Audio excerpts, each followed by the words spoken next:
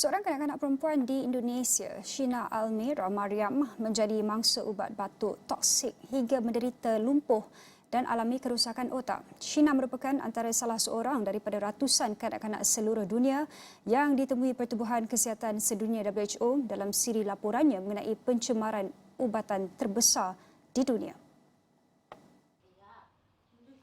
Ubat batuk sirap berkenaan didapati tercemar hingga menyebabkan lebih 200 kanak-kanak di Indonesia meninggal dunia akibat kecederaan buah pinggang akut yang disebabkan oleh racun itu.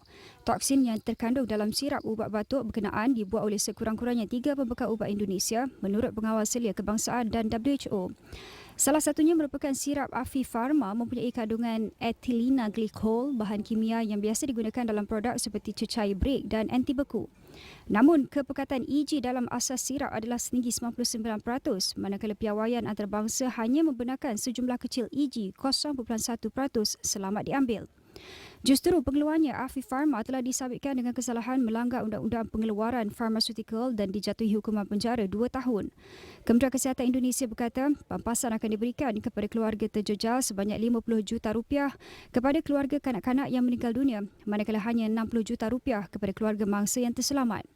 Bagaimanapun, keluarga mangsa berkata mereka terpaksa bergelut membayar lawatan ke hospital dan telah meletakkan rumahnya sebagai cagaran untuk pinjaman bagi membiayai bil perubatan untuk anak berusia 5 tahunnya.